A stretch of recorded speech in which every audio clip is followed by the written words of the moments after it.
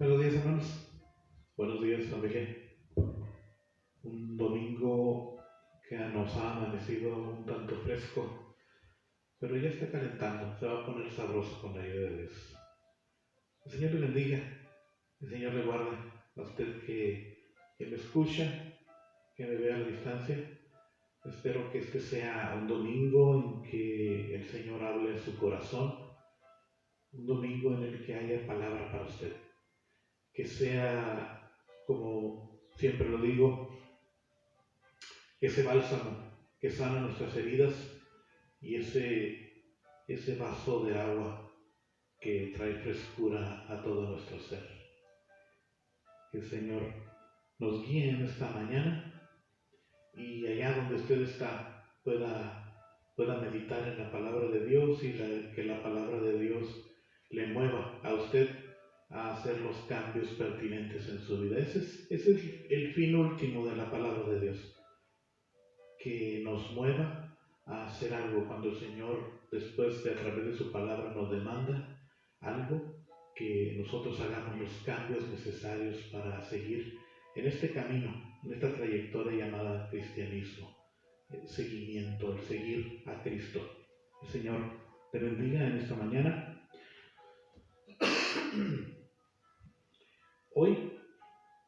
Hoy es el último de la serie del camino del arrepentimiento. Y vuelvo a repetir, dice la palabra de Dios en el libro del predicador o el Eclesiastés, que las palabras del predicador son como clavos hincados. La idea de esto es la incomodidad que algunas veces provoca el mensaje de la palabra de Dios. Pero vuelvo a repetir, le decía, no es mi intención sonar como religioso, como fariseo, cuando insisto, hermanos, simplemente el tema, hablar del camino del arrepentimiento, ya nos demanda a observar una actitud, una vida de arrepentimiento para con nuestro Dios. Y decía yo, no es que yo esté acusando a nadie de pecado, porque podría sonar así, que el pastor nos acusa a todos de pecado. La palabra de Dios, vuelvo a decir, el fin último es demandar los cambios que necesitamos en nuestra vida, porque tenemos una trayectoria, tenemos un camino que seguir que nos marcó el Señor Jesucristo, y el deseo del corazón de cada pastor es que nadie, hermanos, nadie nos quedemos en el camino, que ninguno deserte, como decimos, deserte de esta vida cristiana, sino que todos nos fortalezcamos. Y como le dijo el Señor a aquel profeta Elías, levántate, come, porque largo camino te espera. Nos queda camino todavía mientras el Señor no venga por su pueblo, mientras el Señor no nos llame a su presencia, todavía nos queda camino, hermanos. Así de que el deseo es que estemos listos para seguir adelante. El Señor les bendiga. Y hoy yo quiero mencionar dos ejemplos quiero mencionar de dos hombres de Dios, aunque voy a introducir con otro ejemplo diferente, pero yo quiero establecer un ejemplo entre dos personas, cómo reaccionaron cuando el Señor les manifestó que iba a hacer algo importante en la vida de cada uno de ellos. El Señor, hermanos, desde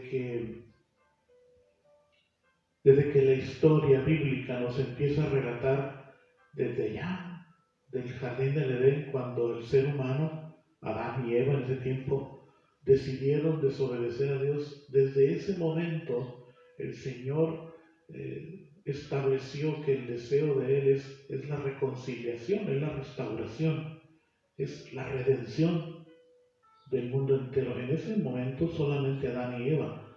Pero si usted ha leído el relato bíblico, cuando la Biblia nos enseña que Adán y Eva desobedecieron a la voz de Dios, dice la Escritura que el Señor salió al encuentro de él en pleno día.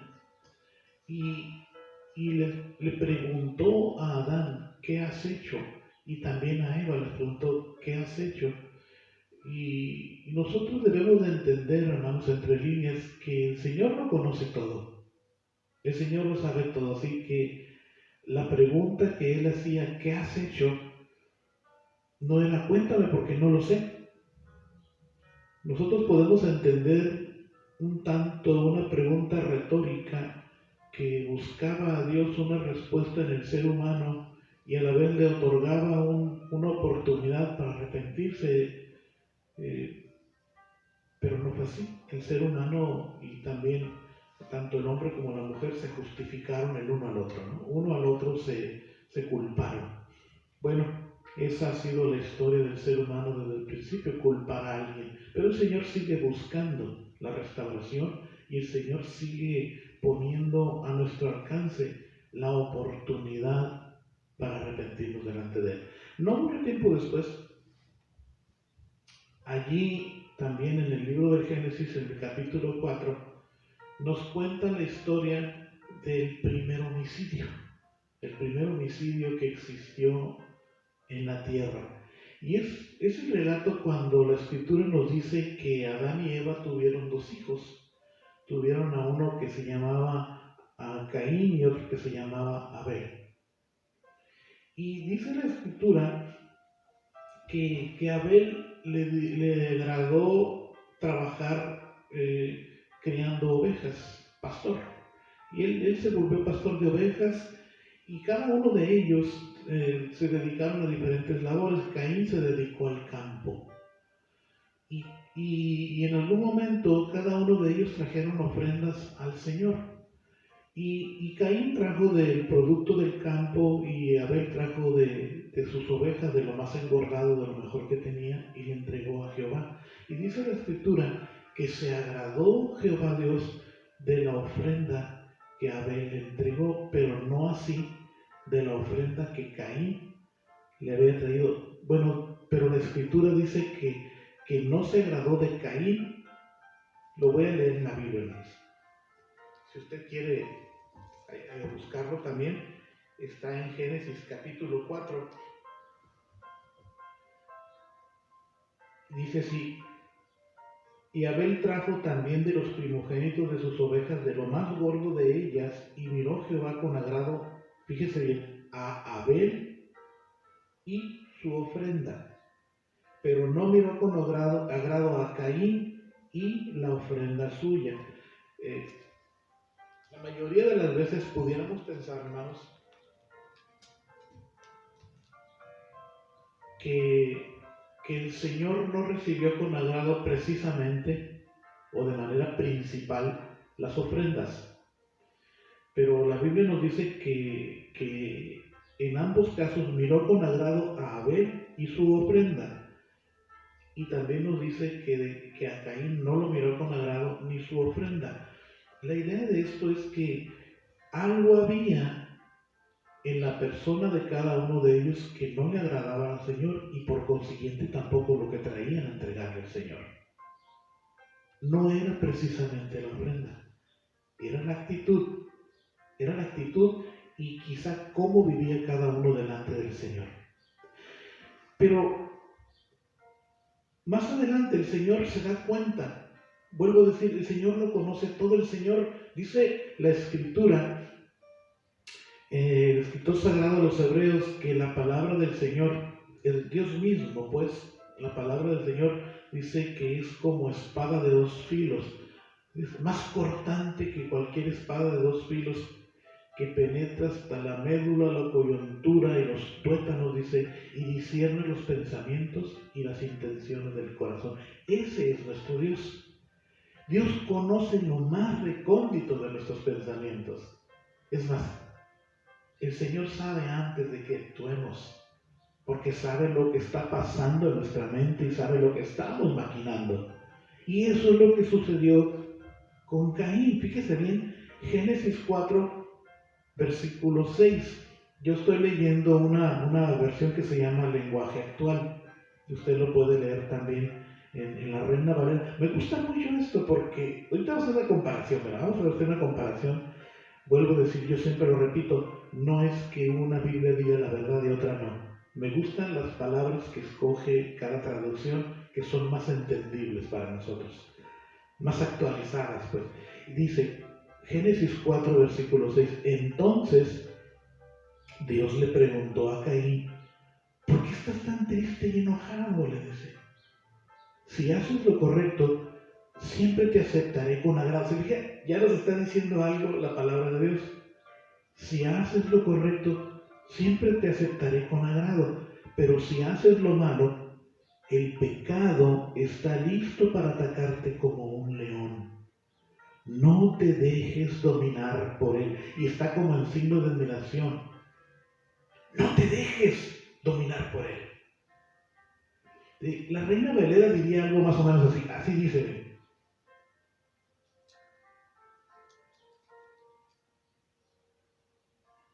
Jehová entonces le dijo, ¿por qué te has ensañado y por qué ha decaído tu semblante? Si bien hicieres, ¿no serás enaltecido? Y si no hicieres bien, el pecado está a la puerta. Con todo esto, a ti será su deseo y tú te enseñorearás de él. La idea de esto en la Reina Valera nos está diciendo lo mismo, solamente que utiliza otro tipo de palabras. Tú te enseñorearás de él. El pecado está a la puerta. Tú te enseñorearás de él. Establece tu señorío. Tú decides qué hacer.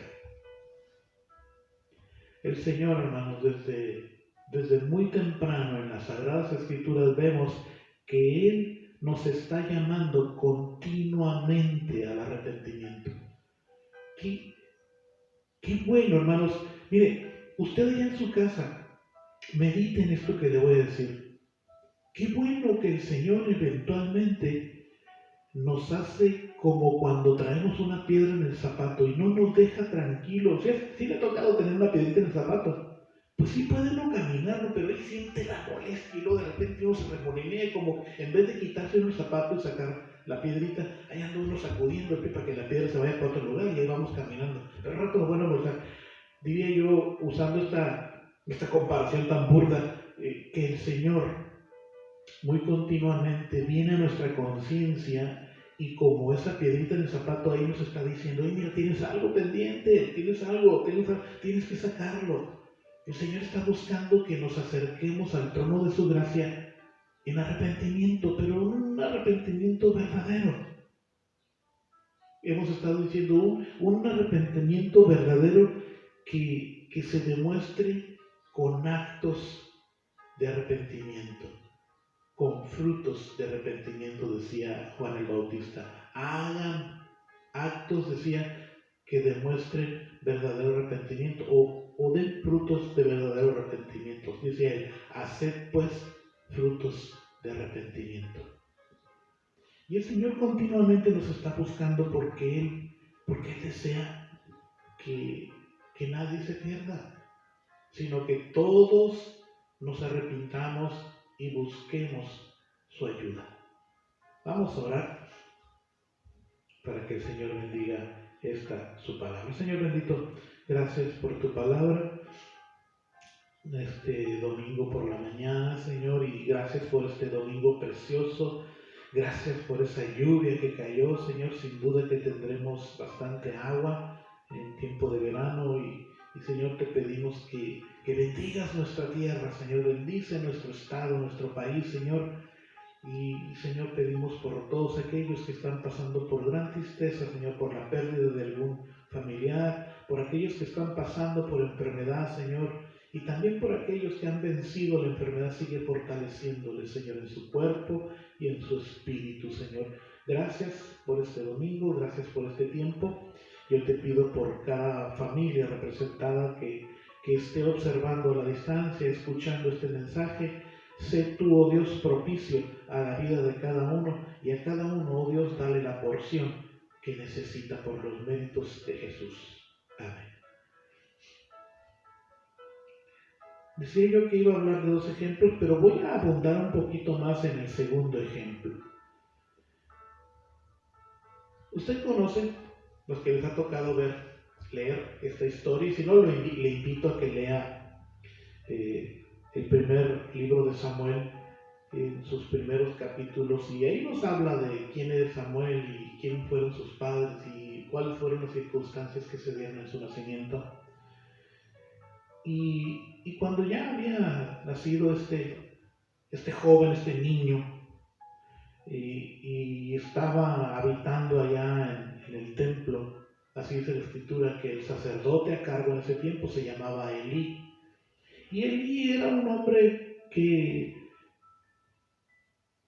no puso atención a lo que el Señor le decía de acuerdo a lo que tenía que hacer con sus hijos y cómo educarlos. Dice la escritura que él escuchaba lo que sus hijos hacían y no los corregía. Fíjese bien, usted allá en casa me puede estar diciendo, me puede estar escuchando y creyendo que a lo mejor le estoy acusando de no corregir a los hijos porque sus hijos no se portan de acuerdo a la voluntad de Dios. Mientras nuestros hijos están en nuestro cargo, mientras nuestros hijos están bajo nuestra tutela, son nuestra responsabilidad. Y no vamos por ningún motivo a dejar de hablarles de Dios. Los vamos a molestar. Yo lo sé, yo también he tenido hijas. Y cuando están en la adolescencia, hermanos, es aún más difícil porque ellos creen que saben todo y no les gusta que les diga uno y se molestan. Pero no vamos a dejar de serlo solamente porque se molestan. Hay que decirles lo que es la palabra de Dios. Claro que los hijos después ellos toman sus propias decisiones, pero estos hijos estaban aún sobre la tutela de Samuel. Cuando ya los hijos hacen su vida y los hijos se van de casa y ya no están bajo nuestra tutela, ya como decía mi papá y mi mamá, son harina de otro costal.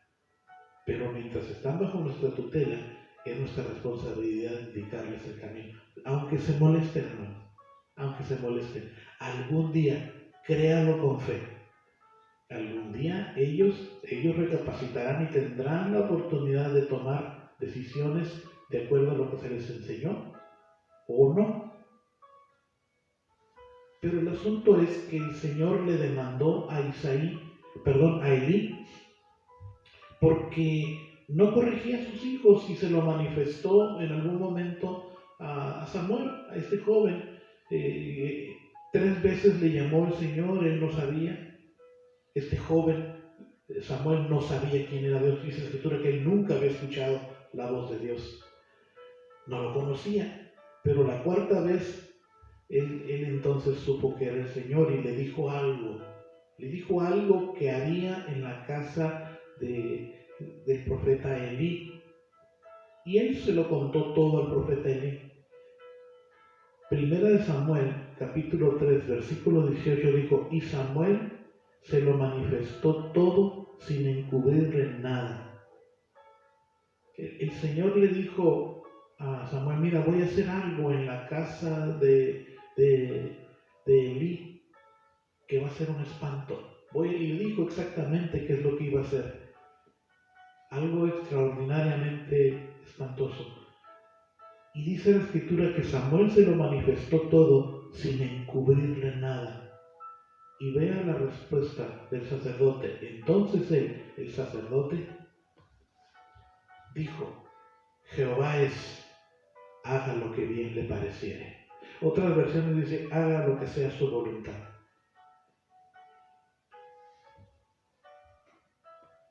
¿Cuál hubiera sido la historia si este hombre se hubiera arrepentido ante Dios? La historia sería otra. Pero él dijo: bueno, Jehová es, haga lo que bien le pareciere. Aun cuando el Señor le estaba manifestando que estaba por hacer algo para corregirles. Y esta otra comparación que yo quiero hacerles, hermanos, es de un rey llamado Ezequías. Esta historia, hermanos, este relato lo podemos encontrar en 3 libros diferentes.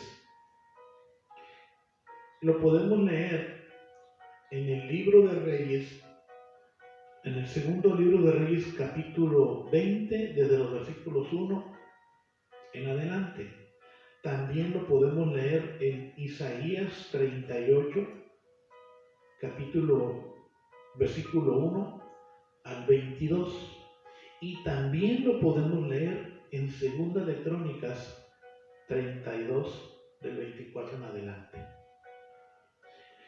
Está muy interesante, hermanos, cuando nosotros leemos es una misma historia, pero contado desde diferentes ángulos. Es como si cuando, voy a decirlo así, es como cuando ocurre algún accidente y llega la policía y empieza a averiguar y le pregunta a una persona, a ver, ¿tú qué viste? Bueno, yo vi que pasó esto y esto otro. Y luego le pregunta a otra persona, bueno, yo vi esto otro. Entonces juntan todas esas cosas que las personas vieron y se amplía la información. ¿Te fijas?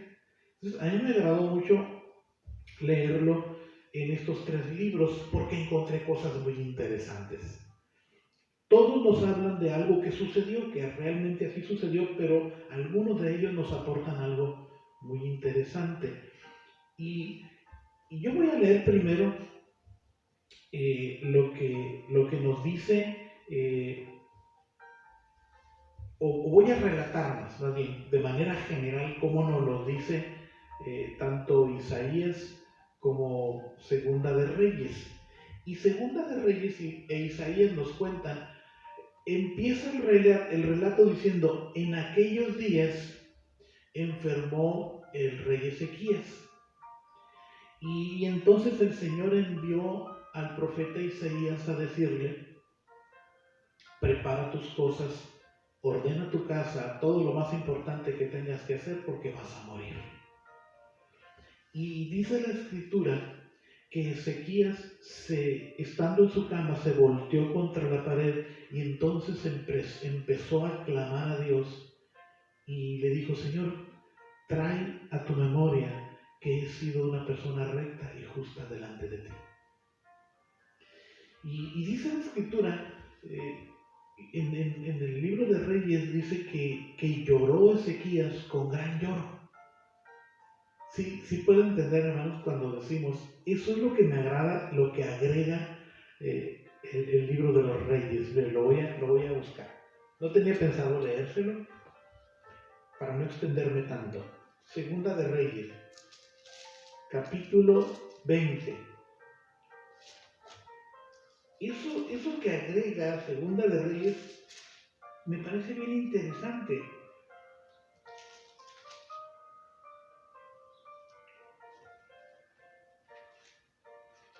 Cuando dice, lloró con gran lloro.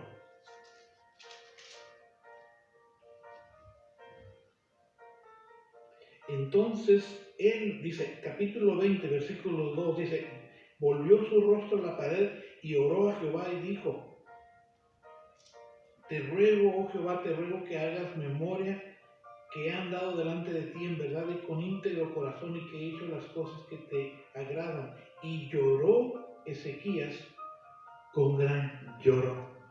Ay, se menciona la piel. Me puedo imaginar las muchas veces que han venido situaciones a nuestra vida. ¿Por qué no decirlo? A lo mejor es Dios llamando a nuestra vida y quizá trayendo angustia. ¿Sabe por qué no? Porque en la angustia usted puede pensar, ¿por qué el Señor me hace pasar por esto? ¿Por qué el Señor me hace vivir esta angustia tan espantosa que no quisiera vivir? ¿Sabe que el Señor mira más allá de lo que nosotros vemos? Y el Señor está buscando nuestro arrepentimiento porque quiere que nos volvamos a Él. En nuestra angustia, hermanos, nos volvemos a Dios, clamamos a Él. Usted piensa en alguna angustia que está pasando. Yo espero que lo primero que se le vino a la mente es volverse a Dios y decir, Señor, ayúdame porque esto está fuera de mi control. Y entonces vienen esas lágrimas. Vienen esas lágrimas, como dice la Escritura, ese llorar con un gran lloro. que sentimos que se estremece nuestra alma, que se estremece nuestro cuerpo y como que nuestra mente pierde sus capacidades y no sabemos más qué hacer sino solo llorar. Eso es lo que pasó con Ezequías. ¿Ve usted la diferencia que hubo entre este otro hombre llamado Elí, que el Señor le declaró lo que iba a hacer y dijo, Jehová es? Voy a cambiar un poco mi semblante para decir, que haga lo que le dé la gana al Señor. Pero este otro hombre cuando vino y le dijo, ¿sabes qué? Prepara tu casa porque vas a morir. Y este se volvió a la pared y clamó al Señor y lloró con gran lloro. Nosotros vemos ahí que dice él que acuérdate, oh Señor, que han dado con íntegro corazón delante de ti, pero eran solo palabras. O sea, ¿podremos comprar el favor de Dios? Pues no, él solamente trajo algunas palabras. Señor, mira, me he portado algunas veces bien delante de ti, pero realmente lo que el Señor recibió fue esto, su verdadero arrepentimiento, su verdadero fruto de arrepentimiento, con este gran lloro, con este fruto. Ahí fue donde él dio fruto de arrepentimiento. Y es lo que busca el Señor en nosotros, el arrepentimiento. Nosotros podemos pensar, porque, lo vuelvo a decir, aquí está la razón por la que yo leí de manera paralela en estos tres libros, tanto en Segunda de Reyes, como en Isaías, y también en Segunda de Crónicas. Isaías, tanto en el relato porque es Isaías el que trae el mensaje, por eso lo encontramos en el libro del profeta Isaías, y en el libro de Reyes, solamente nos dan algo que pensar. Dice, en aquellos días enfermó el rey Ezequías. Y entonces nosotros tenemos que leer todo lo que está antes de esto para saber qué estaba pasando, por qué hice el relato. Bueno, pues precisamente en esos días sucedió esto, que enfermó el profeta el rey Ezequías. Entonces, la escritura nos está diciendo que tenemos que tomar en cuenta lo que está antes y en los capítulos anteriores, tanto en Isaías como en Segunda de Reyes, se hace mención de una invasión del rey Sennacherib, los asirios, pues, que venían a invadir el territorio de la Tierra Santa. Y ahí se nos cuenta que el Señor hizo grandes señales.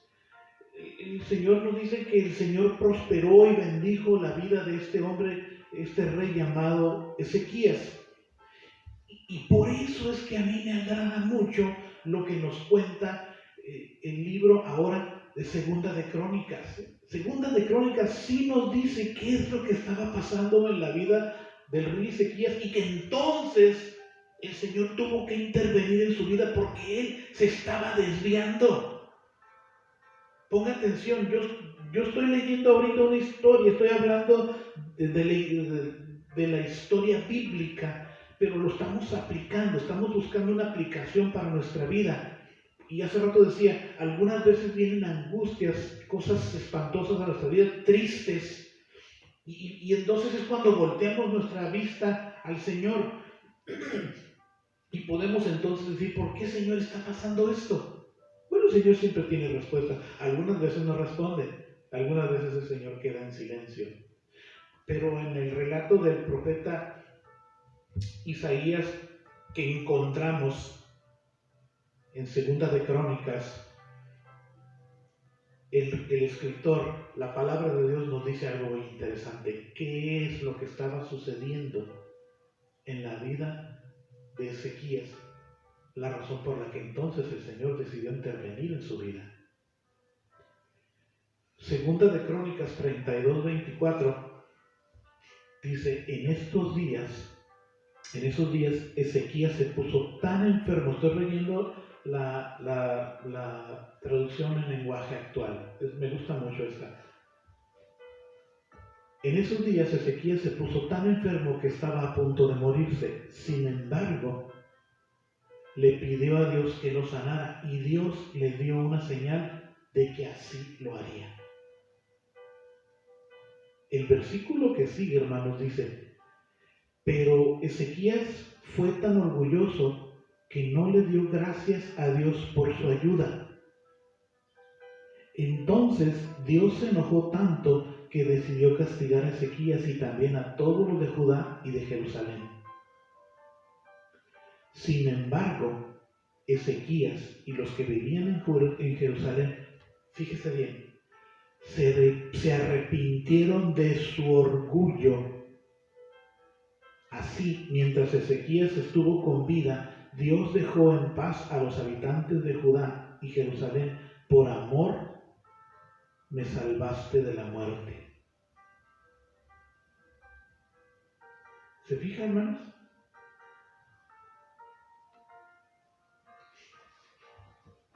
Sin embargo, Ezequías y los que vivían en Jerusalén se arrepintieron de su orgullo. Así, mientras Ezequías estuvo con vida, Dios dejó en paz a los habitantes de Judá y de Jerusalén.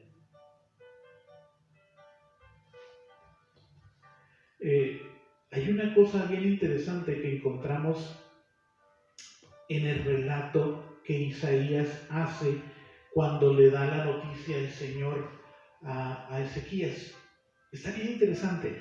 En Isaías 38, después de que el profeta Isaías entrega este mensaje de que iba a morir, y después vuelve y le da palabra del Señor y le dice: mire, el Señor ha escuchado tu oración. ¿Recuerdan? Porque dije, después de que le entregó este mensaje, Isaías a Ezequías, dice que se volvió contra la pared y lloró con gran lloro, y el Señor escuchó su oración y su angustia y su verdadero arrepentimiento, y le dijo al profeta, decía: regrésate y dale este otro mensaje. Y le dijo: mira, el Señor ha decidido prolongarte la vida por 15 años más. El Señor le dio 15 años más de su vida. Tanto en Segunda de Reyes como en Segunda de Crónicas no dice esto. Usted puede leer ahí, en el relato que tiene la Biblia, la palabra de Dios de Isaías, después de que le entregó el mensaje, en capítulo 38, y en el versículo 9 del capítulo 38 dice: escritura de Ezequías, rey de Judá, de cuando enfermó y sanó de su enfermedad. Y luego está en primera persona. Yo dije, o sea, es decir, en primera persona, es decir, Ezequías, él parece ser que de su puño y letra escribió esto, y por eso está en primera persona, como si él mismo estuviera relatando, porque así lo hizo. Yo dije: a la mitad de mis días iré a las puertas del Seol, es decir, a la mitad de mi vida me voy a morir. Esto es una especie de cántico, es una especie de salmo que escribe Ezequías en agradecimiento por lo que Dios hizo. Esto fue un fruto de labios, esto fue un fruto de verdadero arrepentimiento cuando él escribe de todo su corazón y agradece a Dios por lo que él hizo.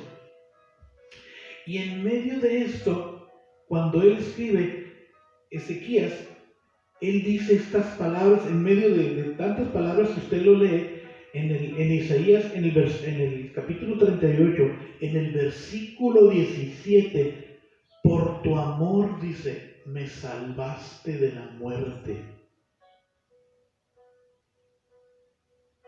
Y en Isaías, en otra versión que estoy leyendo, dice: y perdonaste todos mis pecados. Por amor, dice, por tu amor me salvaste de la muerte y perdonaste todos mis pecados. En la Reina Valera dice: echaste tras tus espaldas todas mis transgresiones y pecados. Así lo dice en otra versión: porque echaste tras tus espaldas todos mis pecados.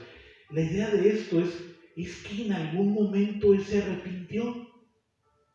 La idea de este relato, al hacer esta comparación, hermanos, ahora yo espero que no estoy confundiéndole.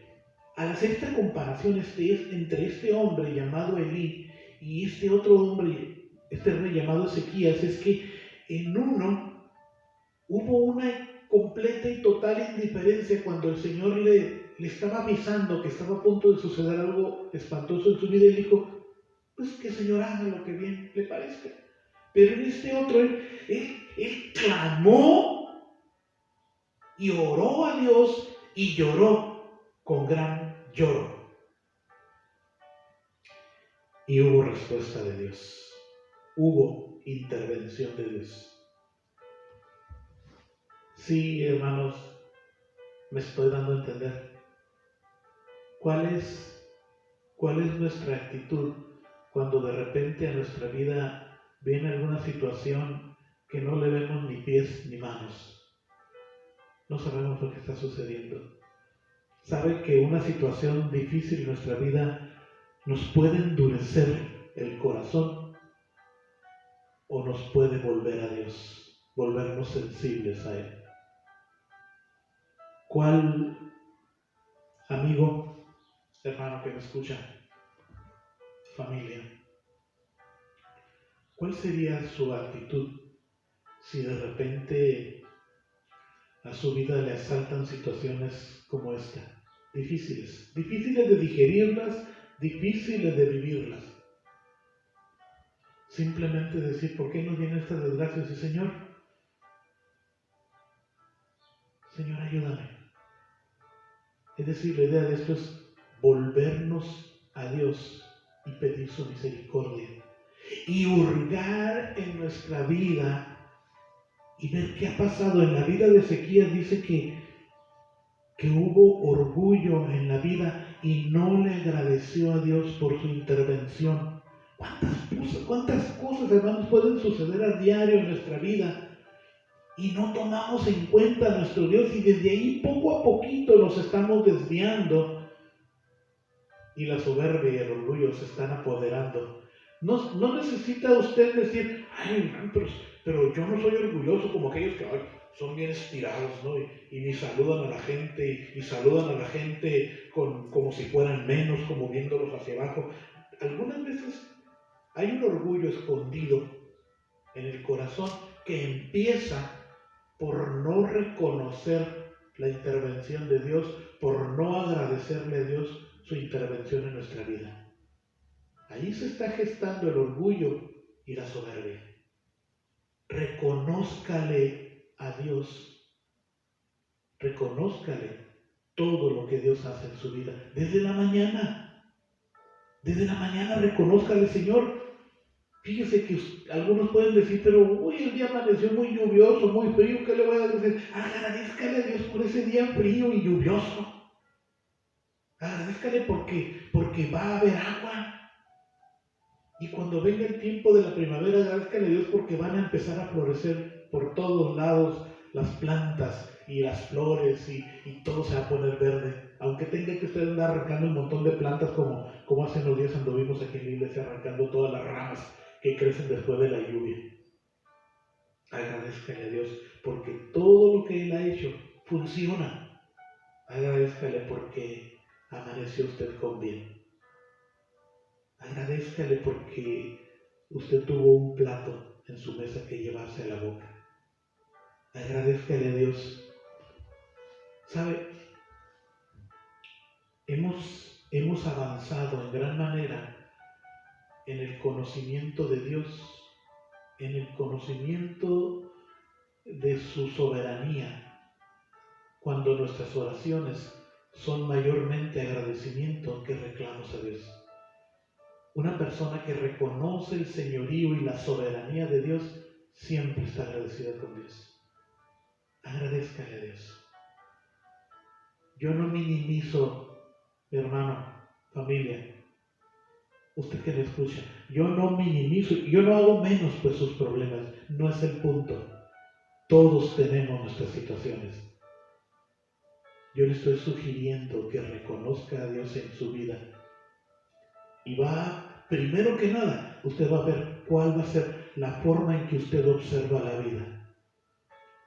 ¿Sabe cuál es el primer acto que encontramos en nuestra buena actitud con la vida, en agradecimiento con Dios, es como cuando, no sé si a usted le ha tocado, hay lentes de diferentes colores.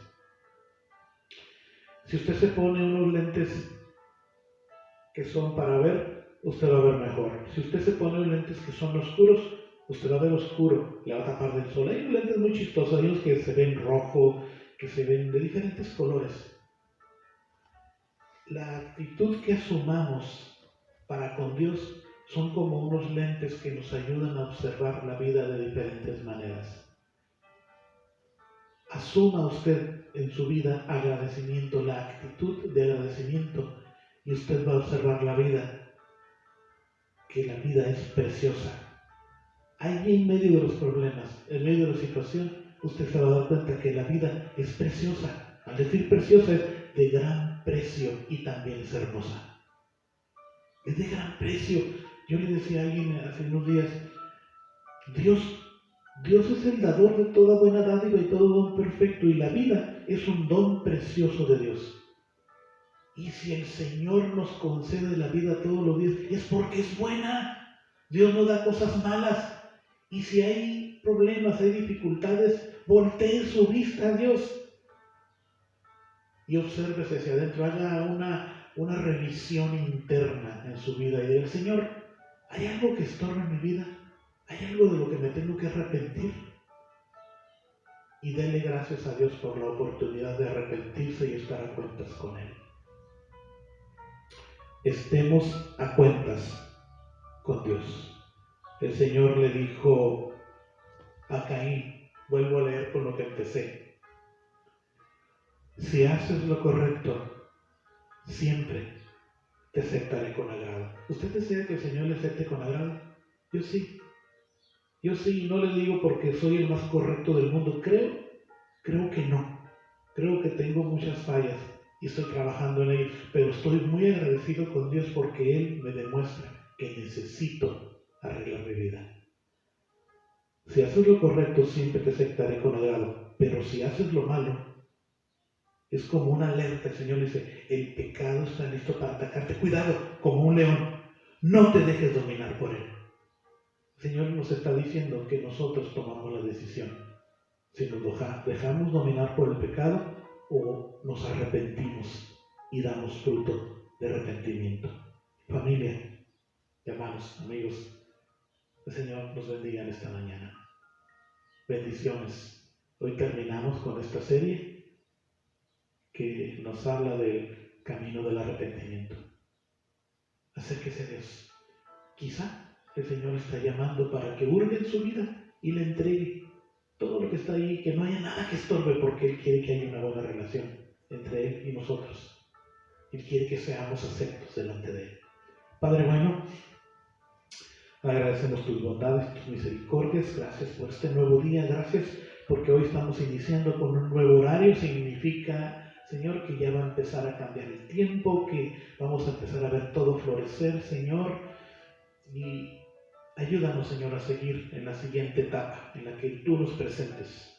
Ayúdanos a voltear siempre a ti y estar dispuestos a mostrar una actitud continua de arrepentimiento ante tu presencia, Señor. Te pido por cada familia representada, por cada persona que hoy está observando y escuchando, Señor, esta meditación, que tu palabra y solamente tu palabra, Señor, actúe en sus corazones, que tu palabra y solamente tu palabra, Señor, transforme sus vidas por los méritos de Jesús. Amén. El Señor te bendiga. El Señor nos guarde a todos. Bendiciones. Disfruten este domingo precioso en familia.